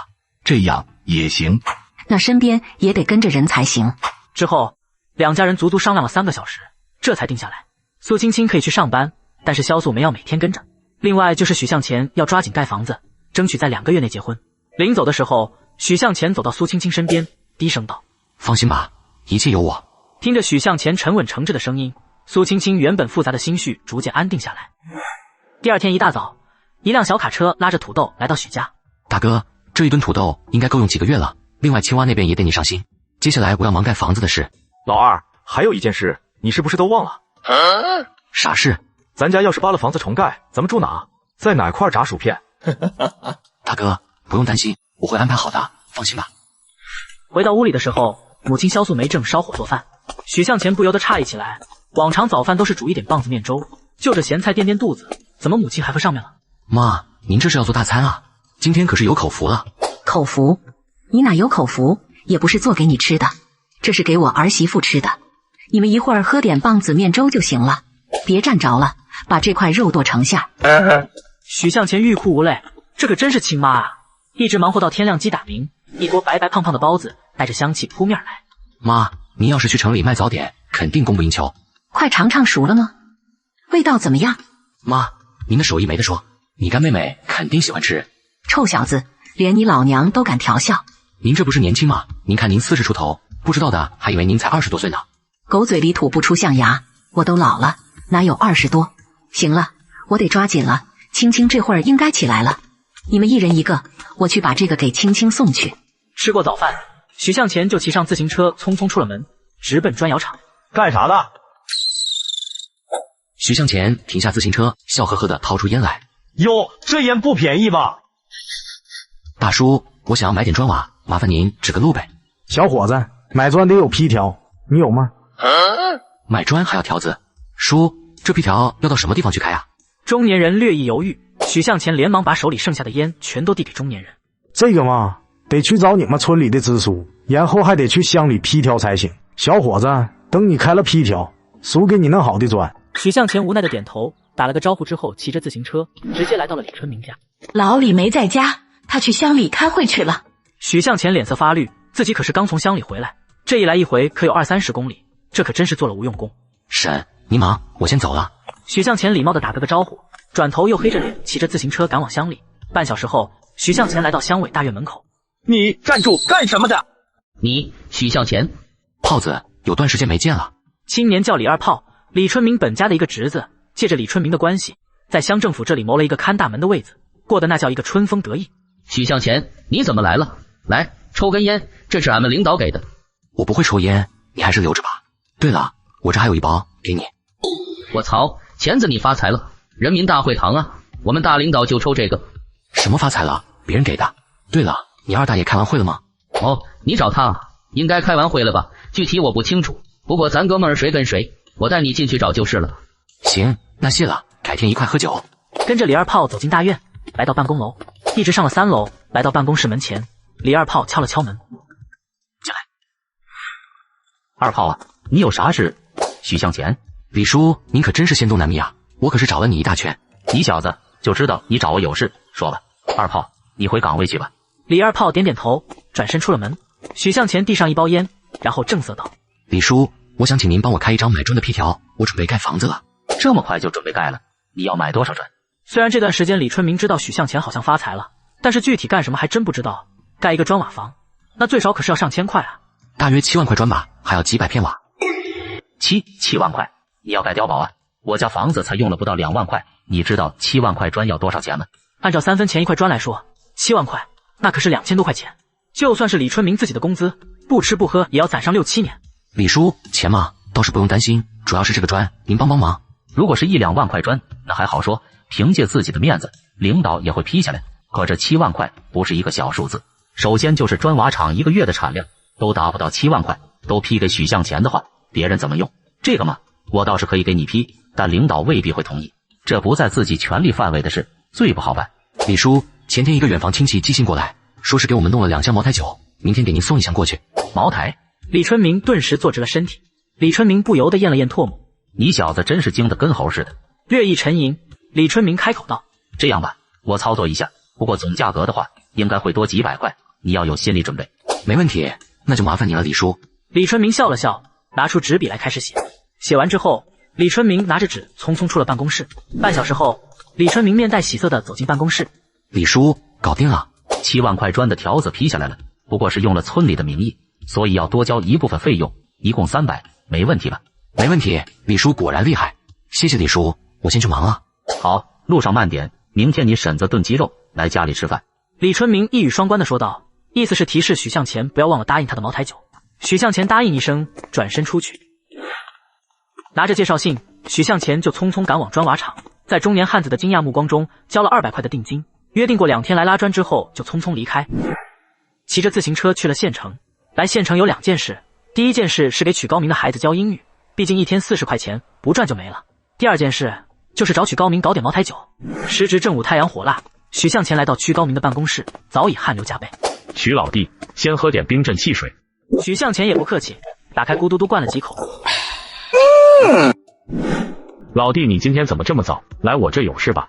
曲高明自然知道许向前是无事不登三宝殿，而且许向前也不是那种无聊的人，不会在他忙的时候来打扰他。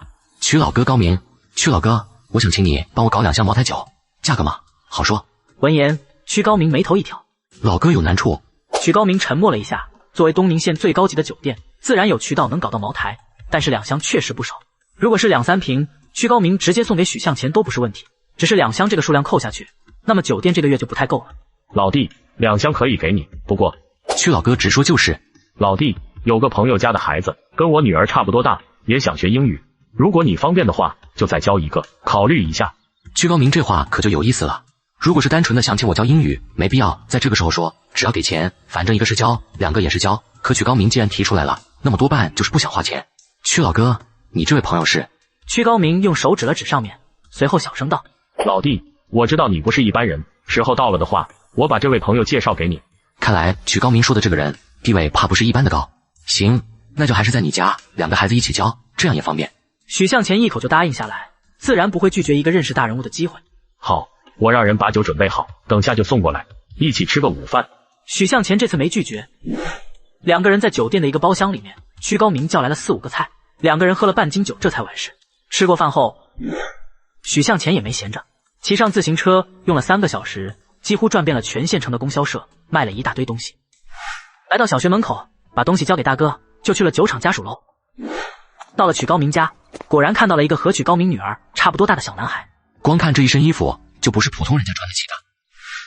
教2个小孩子英语和教1个小孩子差距有点大。曲高明的女儿还好，这个小男孩却特别淘气，时不时捣捣乱，走走神。不过许向前可不在乎他是谁的孩子，该训斥的时候一点不留情，直到狠狠地把小男孩骂哭了一次才罢休。现在自己的身份是教师，那就要做好教师的职责。教学完毕，许向前骑着自行车回了家。到家的时候，天已经黑了。许向前拎着买的东西来到苏家。苏叔，婶。许向前，你这是？婶，这些都是给青青买的，怀孕期间应该多吃点好的。这是橘子，这是牛肉、牛骨，可以炖汤，这是牛奶，每天早上热一下喝，对身体有好处。许向前洋洋洒洒的几分钟才把东西介绍完。又乱花钱。婶，这些千万别忘了哈，我算了一下，差不多能吃1个礼拜，下个礼拜我才买。好好好，就凭许家小子这么细心、体贴又大方，村里谁家能做到？就算城里都没多少人能做到吧。下次少买一些吧，不用买这么多，吃不了的。这个年代家家户户都省吃俭用，光是许向前今天买的东西就能顶上自己1个月的工资了。就算是为了以后考虑，也不能这么大手大脚的花钱。没事，钱嘛，花出去才交钱，只要你好好的就行，攒那么多钱干什么？留着下子儿。就你能说。许向前此刻也感受到苏青青的态度似乎正在逐渐向好的方向转变。在苏家坐了一会儿，许向前起身告辞，回到家里抱着1箱茅台，又从另1箱茅台中抽了1瓶，去了李春明家。刚到李春明家门口，就闻见一股香气。哟，小鸡的蘑菇，李叔生活不错嘛。李叔，今天咱们爷俩喝这个。行，就依你小子。上桌。李叔，明天我就准备盖房子了，得借用一下村里的大喇叭，喊几个人。行，你随便用。这段时间许向前可没少孝敬好东西，这点小事好办。好嘞，李叔，我就不说谢了。你小子什么时候客气过？第2天一早，天还没亮，许向前就罕见的早起了，拿着昨晚从李春明那儿借来的钥匙，直接来到了村委办公室，打开了大喇叭。嗨，喂，各家注意了，各家注意了，我是许向前，今天我们家要盖房子，现在需要30个人，每人赔贴1块钱。哇！纵然是在屋里，许向前也能听到整个村子传出一阵哗然的声音。1天1块钱，要知道在这个年代，那些城里工厂的工人1个月的工资也才不过30元左右。而东宁县去年刚刚改革，从集体合作社变成了分田到户，大家去年卖的粮食算下来，一家也就300-400，多的500-600。家里人少还好说，一旦有5个人往上，就根本不够吃的，所以还有不少人处在饥饿贫困中。许向前一张口，居然开出和城里工人相等的价格。农村最不缺的就是肯出苦力的，此刻听到许向前的话，更是一个个忍不住竖起了耳朵。大家都知道，许向前既然开这个价格，肯定有要求的。当然是有前提的，要身强力壮的，一家最多出1个人，最多干半个月，然后换下一批。另外就是我管大家中午饭顿顿有肉，3天1顿酒。许向前坐在李春明的办公桌后面，忍不住嘿嘿一笑。之所以这么搞，就是为了把全村100多户都轮一遍，让大家都有钱赚才是正理。不然有人赚钱没选上的会眼馋，那可是会挑起矛盾的。旁边房子里刚被吵醒的李春明听到许向前的话，忍不住赞许的点头。这小子想的还挺周到的，不错。大家有想报名的，7点钟在我家门口集合。许向前连续说了3遍，直接关闭了大喇叭。回到家里，父母大哥小妹都起床了。老二，这么急吗？爸，9月底就是秋收了，要趁着秋收之前抓紧把房子盖好。今天就先把房子扒了。我昨天跟李春明说了一下，咱们一家先搬到村委里面住1个多月，等房子盖好了再回来住。至于家里现在的东西，等会找10来个人一趟就搬走了。儿子长大了，做事考虑得很细致，安排的也都很周到，不用自己操心半点。爸，你要是闲着没事，就每天过来监工好了。7点钟还没到，许向前家门口就汇聚了一大群人。放眼一看，哪里是30人，100人都有了。许向前连忙走出来，还不等他说话，一大群人就乌泱乌泱的七嘴八舌的开口。许向前，你说的是真的假的？许向前，就盖房子嘛，一天能给2块钱。二小子，你有那么多钱吗？许向前，大家静一静，大家放心，家家有饭，钱的问题大家不用担心，每天干完活就结存工钱，盖无拖欠，是不是真的？大家干1天就知道了，不用我多说。现在开始选人，谭武、赵叔、李二、尚兴。许向前基本只看一眼就选中，短短几分钟时间就选了30个人出来。这30个人满脸的兴奋之色，剩下没有被选到的则是唉声叹气，幽怨的看着许向前。嗨，没有被选到的也不用担心，10天之后再过来，大家都能干上。许向前劝走了剩下的人，对着被选出来的30个人开口道：好了，现在听我安排。谭武，你带着9个人，帮我把家里的东西都搬到村委。李二，你带着。许向前安排完毕，带着尚兴等10个人浩浩荡荡的推着10辆推车出了村子。用了将近2个小时的时间，众人走到了砖瓦厂。除了之前200块钱的押金，许向前又付了300块钱，拿了1万块砖放在10个推车上，浩浩荡荡的向回走。中午时分，众人都累得气喘吁吁，总算把1万块砖运回了家。大哥，等下你卖完薯片，先去一趟县城东边的水泥厂买3吨水泥回来，让他们用卡车送到家里。之前光顾着买砖，差点忘记买水泥了。哦，对了，让大家干到5点就回家就行。我要是没回去，你先给他们发工资，1人1块钱。交代完毕，许向前骑着自行车去了曲高明家里，开始了2个小时的英语教学。不得不说，许向前还有做教师的天分，2个小孩子进步很快，这让曲高明2口子也更加热情了。毕竟这昂贵的家教费用没白花。许向前回到村里，已经晚上7点多钟了。苏青青家就在村口不远，许向前就先去了苏家。刚到苏家门口，就听见屋里面隐约传出一个尖锐刺耳的声音：苏青青，你个不要脸的骚狐狸，敢做不敢认的贱货！就凭我是张月科，我爸是张田，咱们东宁卷烟厂的副厂长。小子，你自己掂量掂量，不买的话，老子有的是办法弄你。许向前一下子笑了出来。张月科，这个名字可是如雷贯耳。前世这个张月科可是东宁县的富豪，后来做了一款月科的电子烟，因为心黑用了劣质有害物，害得不少人得了癌症。这件事曝光之后，公司被查封，张月科也进去采风认机了。老子问你话，你他妈聋了？狗日的，谁你都敢欺负！老二，你没事吧？大哥，我没事。老二，咋回事？还不等许向前回答，地上的张月科就爬起来，狰狞地盯着许向前兄弟2人。我操你们妈！你们2个废了！我要是不弄你们，我就……我打死你！大哥，差不多了，别打死了。许军这才哼了一声站起来。呸！狗东西，欠收拾！大哥，今天先不卖薯片了，你先回去，晚上我回去再说。为啥？难道就他们能卖？许向前苦笑一声，简单的解释了一下。许向前目送大哥离开，这才转身看向另一边被吓得发傻的中年人。不想惹麻烦，就抓紧回家吧。中年人愣了片刻，一脸苍白的转身就跑。看着地上还在哼哼唧唧的张月科，许向前目中也有怒火。现在出了这档子事，薯片是卖不下去了，就算勉强卖，也会被张月科打击报复，得不偿失，只能另想办法了。转身去了曲高明家里给2个孩子教学英语。6点10分，许向前从曲高明家里出来，直奔面粉厂。此时张万和正坐在办公室里喝着茶，看着报告，脸上的笑容就没停过。自从上次拿到许向前的方案，目前土豆淀粉的生产流程已经具备完全，也得到了上级领导的赞扬。这样下去，自己明年多半会升职。这个时间都下班了，谁还找自己有事？谁这么没有眼力见？进！办公室的门打开，张万和刚刚板起的脸顿时融化成了笑容。许老弟，张老哥，这么晚了还没下班？许向前笑呵呵的随棍打舌上。人际交往，所谓的花花轿子人抬人，特别是有好处的时候，最容易建立关系。托老弟你的福，最近的确是忙一些。老弟，快坐。张老哥，无事不登三宝殿，有个赚钱的生意，不知道老哥有没有兴趣？闻言，张万和一愣。上次许向前在他这里谈完事之后，他就专门向吴小丽打听过，知道许向前只是下面农村的。他之所以对许向前这么热情，完全就是看上许向前的脑子。现在许向前居然说有赚钱的生意，他一个穷小子能有什么生意？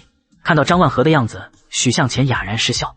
真不愧是久经风霜的老狐狸，张万和这种人从来都是不见兔子不撒鹰。张老哥，尝尝这个薯片，老哥吃过，前几天有人给我送了一点，味道不错。老哥，实话跟你说，这薯片就是我做出来的，我已经在咱们县城最大的小区门口卖了半个月，只此一家，别无分号。这种薯片制作成本极低，利润却很高。这么说吧，利润在5倍以上。5倍的利润，老弟，你的意思是？张万和虽然已经听明白许向前在说什么，可他还是要听到许向前确定才行。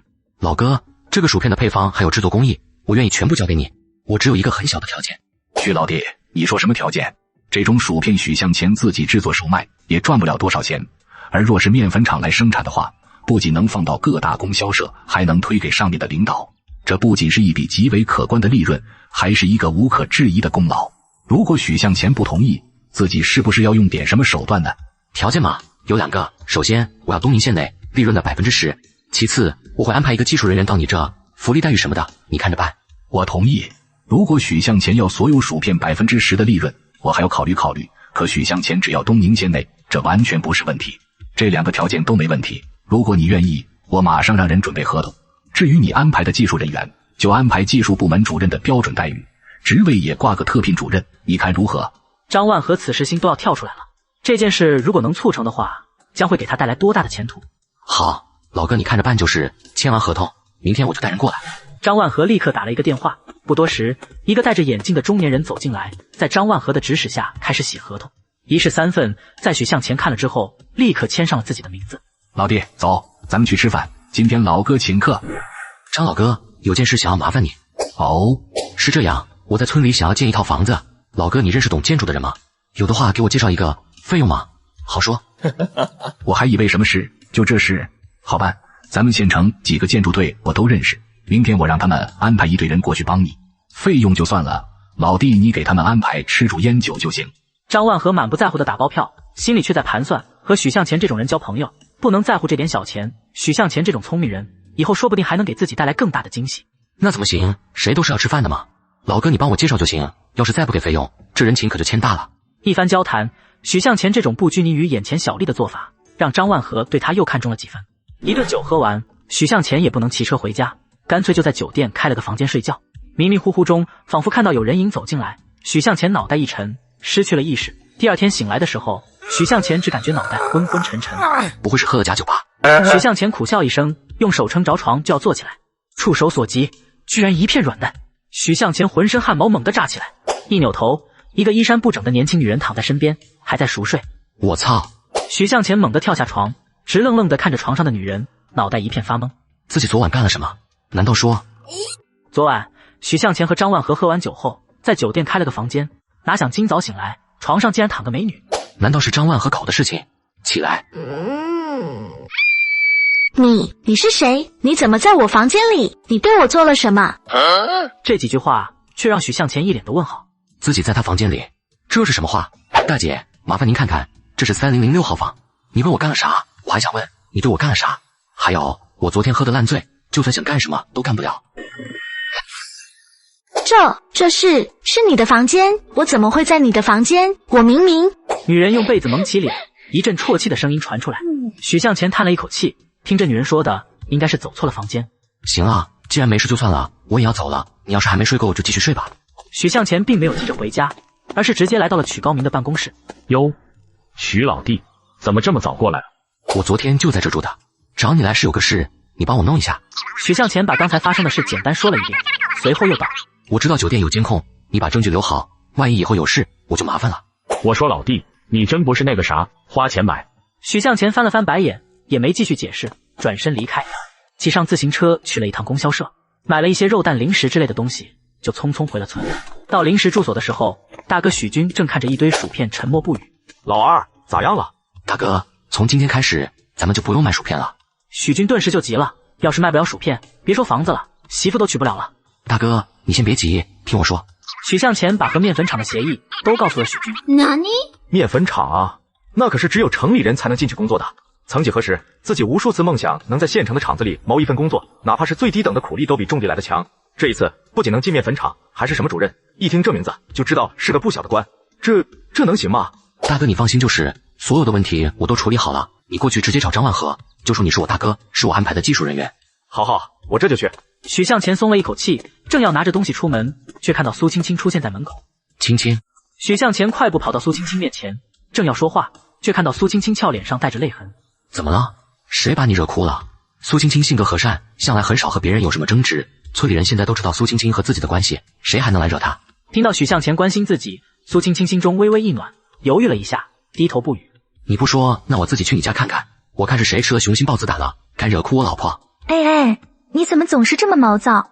苏青青拉着许向前不松开，踌躇了片刻，低声道：是我二叔一家来了，争吵了几句，没什么大事，你可千万别去惹乱子了，好吗？好吧，我不惹麻烦，不过你二叔一家来了，我这个准女婿不拜会一下也说不过去啊。走吧，我跟你一起回去。来到苏家门口，许向前目光落在3辆崭新的自行车上面。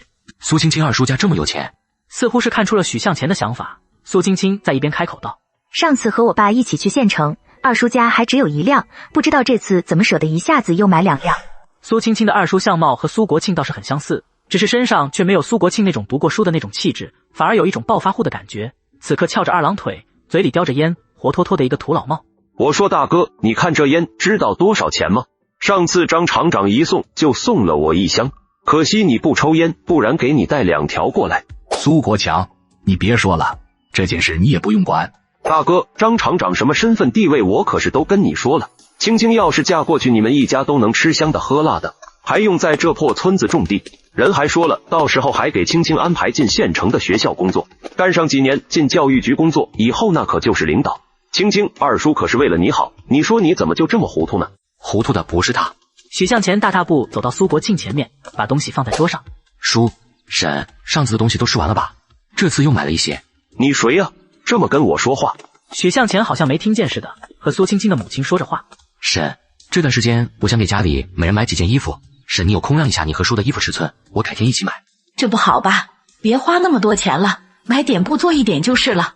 没关系，婶，这些不算什么。我他妈问你话呢。许向前这才慢悠悠地转过头，上下打量着苏国强。我是谁？还不知道？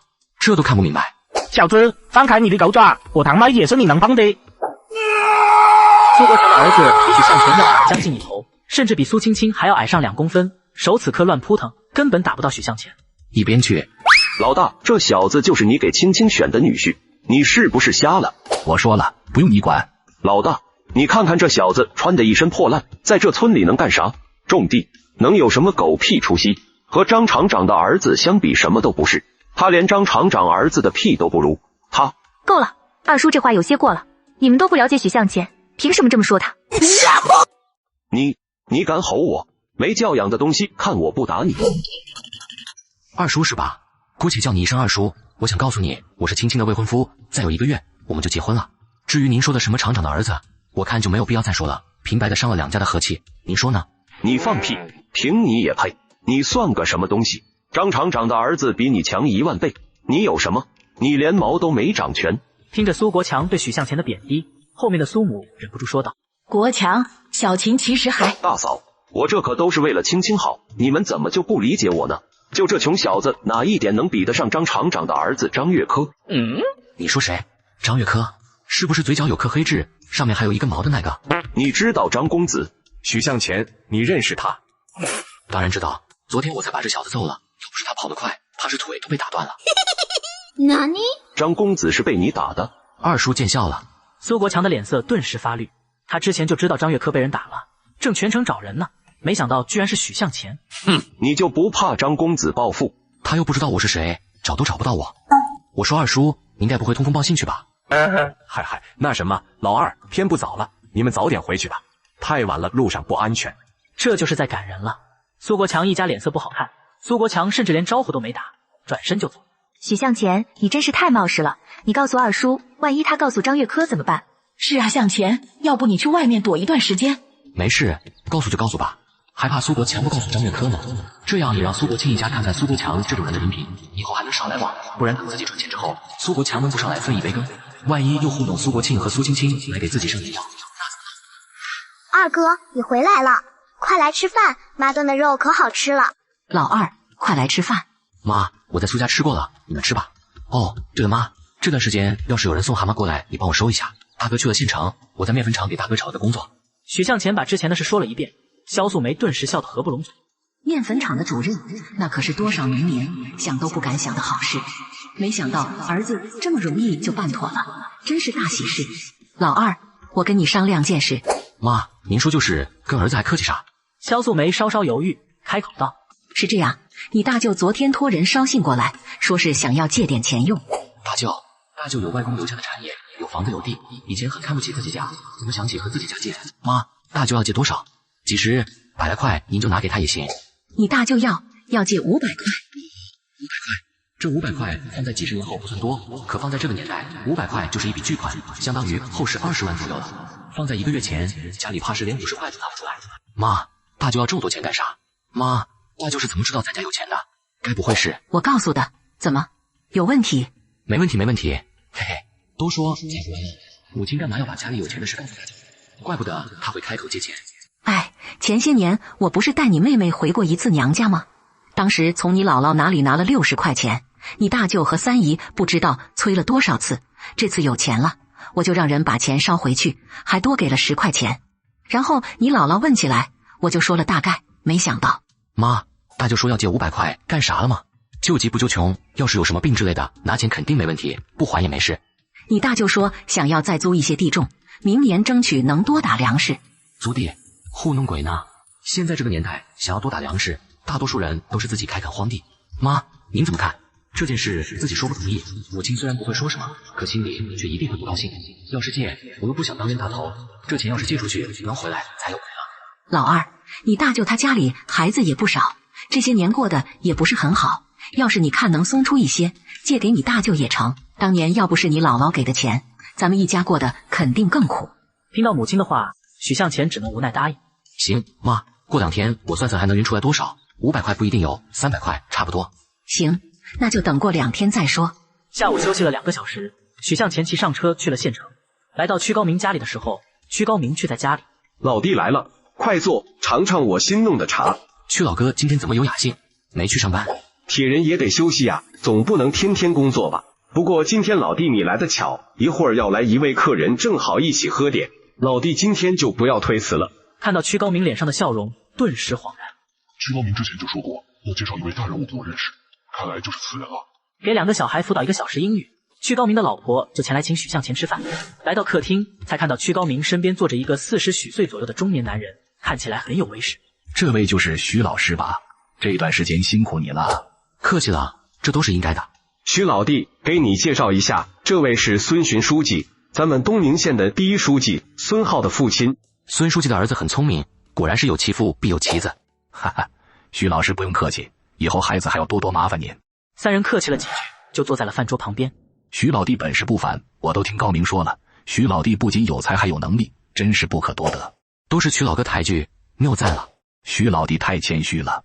3人一顿饭吃了足足3、4个小时，每人都喝得尽兴而返。大哥，昨天怎么样？挺好的，昨天教了他们1天的炸薯片的方法，就是他们学的有点慢，1天了还没搞懂。那些人做事就是慢，大哥你慢慢来，就是等教会他们之后，就享福好了，该上班上班，该休息休息，不用太上心。为啥？这个嘛，集体的和个人的当然是有区别的，你要是太努力，也会被别人排斥的。大哥，反正你就做好该做的事就行，没人要求的事不用管。另外，大哥你也抓紧时间谈一谈，等下个月我结完婚，你也得提上日程了。老二，这是县里来的施工队，说是找你的。许先生，我是周旺，来之前领导交代了，听你安排。周大哥，这是连体别墅的图纸，具体怎么借你来安排，只要大致上按照这个图纸来就行。专业的事有专业的人干，许向前可不想指手画脚。爸，我妈呢？怎么没看到她？你妈去学校送饭去了。对了，你要是有时间去趟小南村，给你二叔送点东西。给二叔送啥？给你二叔送点米啥的。你二叔这些年日子也不好过。回到屋里，许向前把钱都拿出来。这200等下交给母亲，到时候给大舅捎过去。这100找个时间给二叔送过去。一下子又多了300块的支出，许向前也有些肉疼。老二，你别光顾着赚钱，有时间多去看看青青。学校离家里还是太远了，他现在是双身子，不能累着。我看还是找个时间让青青在家里休息吧。妈，这件事等等再说吧，现在也还不到1个月，稍微运动一下没什么事，等到下个月再说。什么没事？我可是等着抱孙子呢，要是出了事，看我不打断你的腿。许向前只能陪笑。母亲去做饭，许向前难得清闲。胡子，怎么没去上学？哥，我抓了个好东西，给你送过来，你收不收？啥东西？胡子嘿嘿一笑，把布袋子打开。上集说到，胡子找到许向前有好东西，问许向前要不要，哪知布袋子里居然是几条花斑黑蛇，这把许向前吓得不轻。胡子，这家蛇你从哪抓的呀？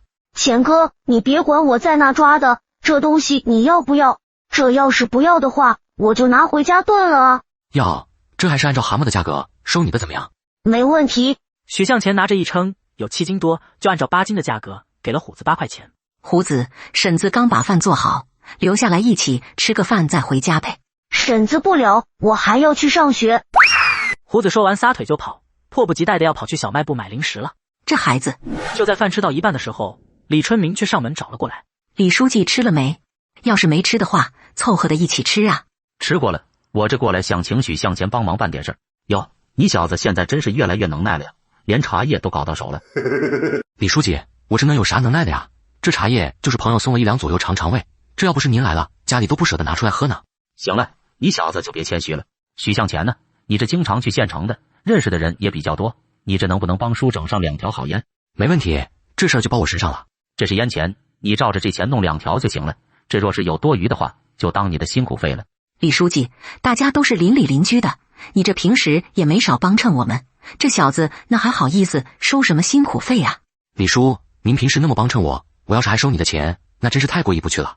见母子俩都这么的上道，李春明也就笑着把钱给装了回去。等李春明走了以后，许向前从兜里拿了200块钱出来给萧颂梅道：妈，这钱有空你给大舅那送过去，咱们这多的也没有，就200块钱让他省着点用。我知道了。许向前骑上板车直奔东宁县，直奔屈高明办公室。老弟又来送蛤蟆了。老哥，这次不是蛤蟆了，你看看这玩意说不？居然是这玩意啊！看屈高明那打开袋子突然一惊的表情，这8成是有戏。老哥，你觉得咋样？这好东西那必须得要收啊！之前有不少领导想吃龙凤炖来着的呢，这凤是能找得到，但是这龙嘛是真的找不到啊。老哥，那这家蛇是什么价格呀？屈高明思想片刻后说道：5块钱1斤，你看怎么样？没问题，这一趟扣掉8块钱的成本，老手就赚了32块钱。老弟啊，下次你若是还能逮到这蛇，甭管是啥蛇，你只管给我送过来就行，我全部都要。好嘞。出了酒店，许向前转身就去了胡同，把李书记要的烟搞定，准备去屈高明的家。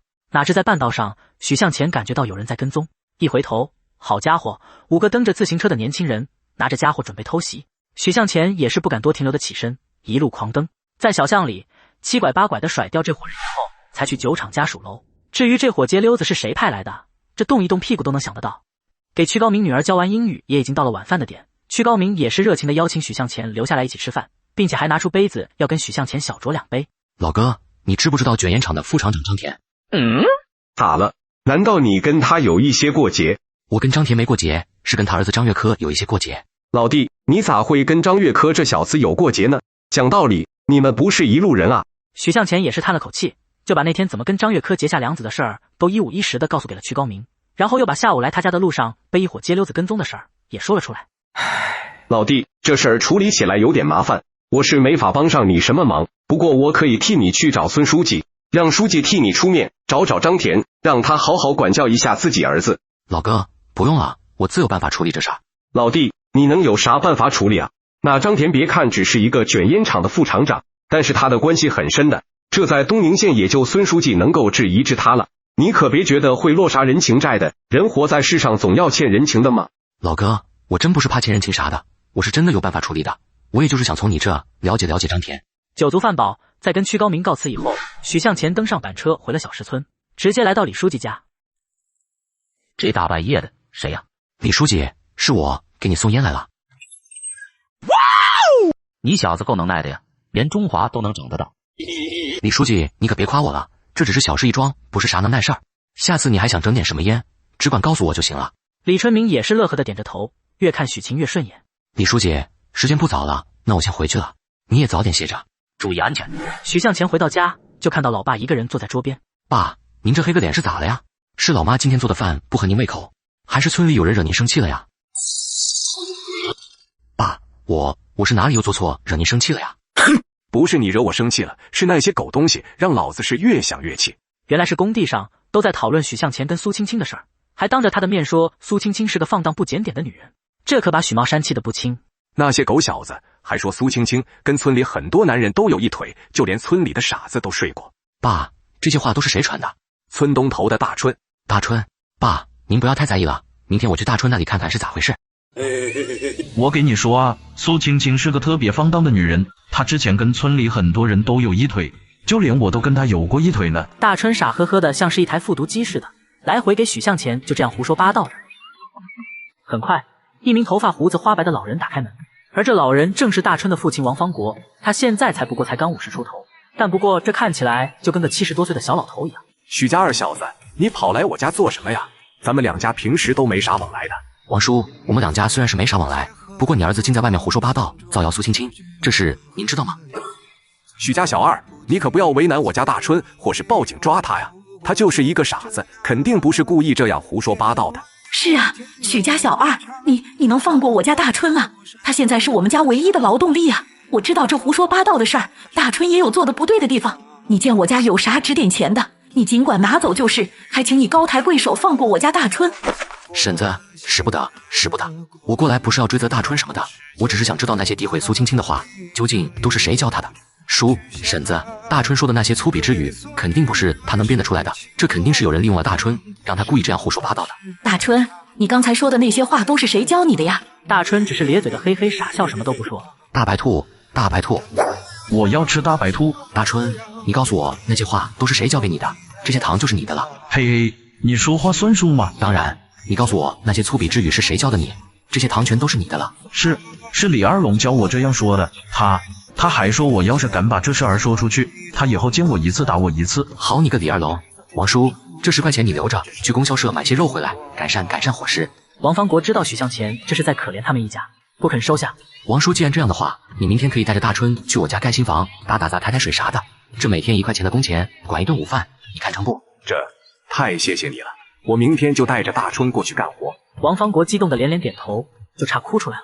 毕竟他没法再干重活，而他儿子虽然有劳动能力，但却是个傻子，都没有人愿意雇佣他们干活。这每天也只能带着儿子四处捡垃圾，种一点地，或是去谁家地里头干一些零活，混一口饭吃。回到家，许向前就看许然还没去上学的坐在门槛边上，一个劲的哭鼻子。小然，你咋没去上学啊？他呀，简直就是一个哪吒转世。非要上树掏鸟窝，这不摔下来把脚扭了。老二，你骑车送他去学校吧。好的妈，小然，快起来，二哥送你去学校。许向前把小妹送进教室，想着都来学校了，刚好去看看苏青青。青青，这发生了什么呀？我看你的情绪一点都不好，似乎是藏着什么心事儿呢。没什么。一旁的童磊一脸愤慨的给许向前说道：许向前，你老婆被新来的校长给为难了，他觉得你老婆上的课太少，想让他多加课程，如果不愿意，就要让他直接下岗安心养胎去。童磊，哦，还有这事，我来处理吧，你们都先去上课吧。那你可不能乱惹事啊，毕竟咱们马上就要结婚了，我可不想你。放心，我一定会以大局为重，绝对不乱惹事的。你跟童磊先回去上课吧，我去见校长，跟他谈一谈。他奶奶的，这新官上任3把火烧谁不好，非要烧到自个老婆的头上来。许向前沉思片刻，骑着板车去了一趟县城，找烟贩子拿了条好烟和酒，马不停蹄的回到学校，乃至校长还没来，只能蹲在门口守株待兔。这位小同志，你在我办公室门口等着，是有什么事儿找我吗？郑校长，我的确有点事儿要找您。看着许向前的动作，郑雪的眼神顿时放起了光。他本以为来这种鸟不拉屎的地方当校长，肯定是没啥油水的，但万万没想到这里还有土财主啊！郑校长，苏青青是我未过门的老婆，她现在有身孕不太方便教太多的课程，郑校长还请您多多照顾她一些。哼，未婚先孕有悖人伦，你也好意思舔个脸的来找我，真是不知廉耻。郑校长，我老婆要是在你们学校里有个什么闪失，我可不管你是什么校长还是上头有谁给罩着的，你到时候的下场就会跟着破门一样。你也不想自己的身上什么地方会缺个口吧？郑选本以为这许向前是个好欺负的土财主呢，但没想到对方居然是个狠茬子。你放心，我一定会好好照顾苏老师的，不会再刁难他了。哈哈，郑校长，我刚才是给您开玩笑的，您可不要往心里去啊。我知道您肯定是一名通情达理的校长，刚才的玩笑可能有些过了火，我隔天就找个人过来帮您把门给换了，顺便再给学校的几位老师送点吃的用的过来，也算是我对教育事业的一番支持。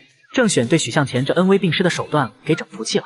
搞定郑选，许向前登上板车直接回了家，就看到父母正在院里追着4个乱跑的猪仔。爸爸，这猪仔哪来的？你妈买的呗。妈，您这是在瞎折腾啥呢？这要是想吃肉了，咱们直接去供销社买就是了，何必费那么大的劲养猪仔啊？你小子懂个屁啊！那买来的肉能比这亲手养出来的好吃吗？再说了，那买的肉能比咱们养的便宜吗？行吧，您说啥就是啥吧。老二，你等会儿骑着车去县里买些油渣饼回来，这东西为猪育肥养出来的肉好吃。接到老娘指令，许向前登上板车，直接去豆油厂买了300的油渣，说好第2天直接送到小石村，又去供销社买了2箱高粱酒，骑着板车直接回了村。老二，我让你买的油渣饼呢？你怎么光带着酒回来了？那饼呢？老二，我让你买的油渣饼呢？你怎么光带着酒回来了？妈，油渣饼这次我买的多，板车拉不下那么多，明天豆油厂的会有人把油渣饼送过来。你到底买了多少油渣饼啊？这板车还拉不下。不多，4毛1块，买了300块。哪里？买这么多，咱们家的猪啥时候才能围完啊？妈，我这买回来那么多，也想着平价卖给村里的大伙，赚个运费回个本。你这倒卖生意都做到村里来了，你也好意思收乡亲们的辛苦钱？你的良心不会痛吗？爸，您这真的严重了呀！老许啊，什么吸血鬼不吸血鬼的，你会不会说话啊？咱们老二就是赚个车费罢了，大伙自个儿去县城，难道也不算运费成本的吗？就是赶毛驴车，驴还要吃草料，蹬板车还要出力气呢。行了，我不跟你们娘俩掰扯了，我回去喝酒去了。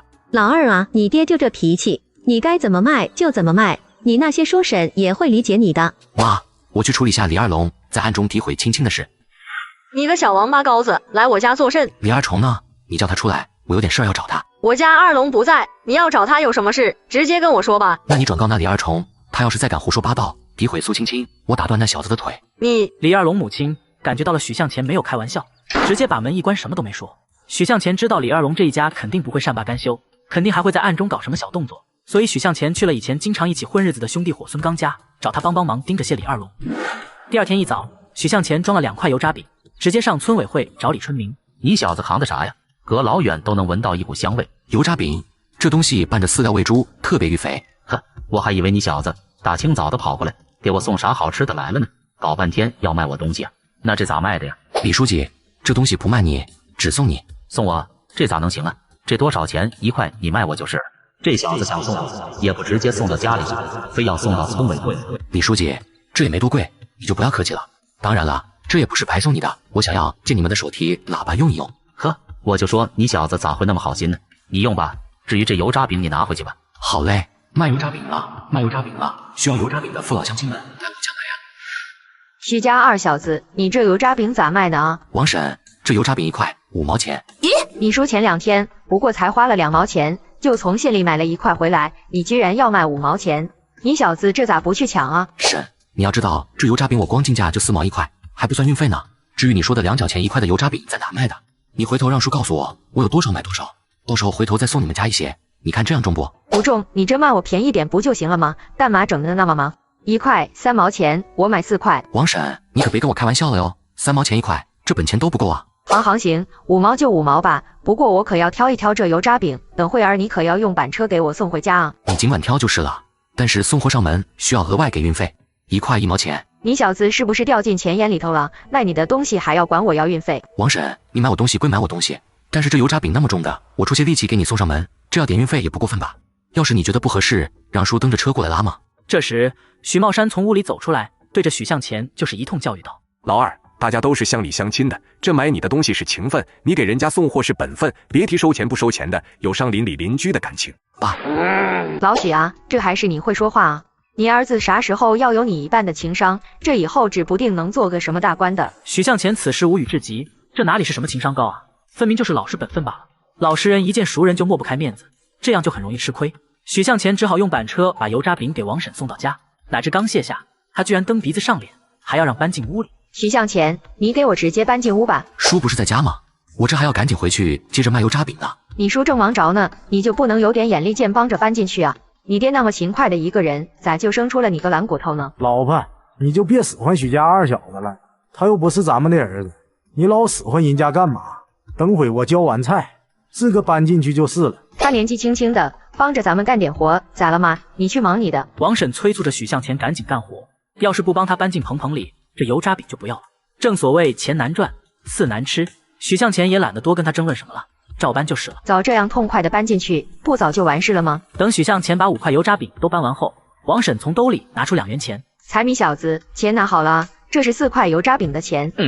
王婶，这钱不对啊，你拿了5块油炸饼，只给4块的钱。我买你4块油炸饼，这送我1块有啥问题吗？王婶，你这不是在开国际玩笑吗？大家伙要是都要像你这样，我这可是连本钱都卖不回来啊！我管你能不能回本，要是卖不回来，你做什么倒卖生意啊？这王婶可真是一点亏都不愿意吃啊！就在许向前蹬着板车往回骑的时候，却撞见了慌里慌张的童磊。童老师，你这是家里着火了吗？跑得这么慌？不是，我是专程跑回来找你的。青在学校里晕倒了，你等等我呀。